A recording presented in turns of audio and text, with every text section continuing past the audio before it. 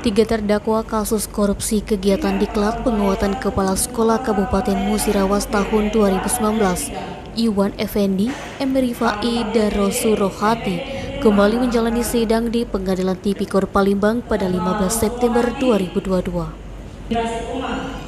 Ketiganya dihadirkan secara online di hadapan majelis hakim diketuai Efrata Hatarigan SHMH guna mendengarkan pembacaan tuntutan pidana dari Jaksa Penuntut Umum Kejari Lubuk Linggau. Mantan pejabat Distrik Musirawas ini dituntut pidana penjara berbeda. Anehnya, pimpinan mendapat tuntutan yang lebih rendah. Emerifai selaku Kabid GTA serta Rosu Rohati mantan staf bidang GTA Dinas Pendidikan Kabupaten Musirawas dituntut masing-masing dengan pidana penjara 2,5 tahun. Sedangkan terdakwa Irwan Effendi sebagai PLT Kadistik Musirawas diganjar oleh JPU Kejari Lubuk Linggau dengan pidana penjara lebih rendah yakni selama 2 tahun.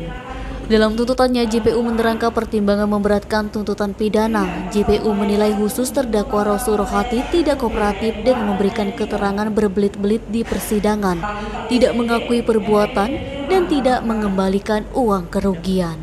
Untuk diketahui, ketiganya didakwa oleh JPU Kejari Lubuk Linggau atas kasus dugaan korupsi pungutan liar dana kegiatan diklat penguatan kepala sekolah di Kabupaten Musirawas pada tahun anggaran 2019.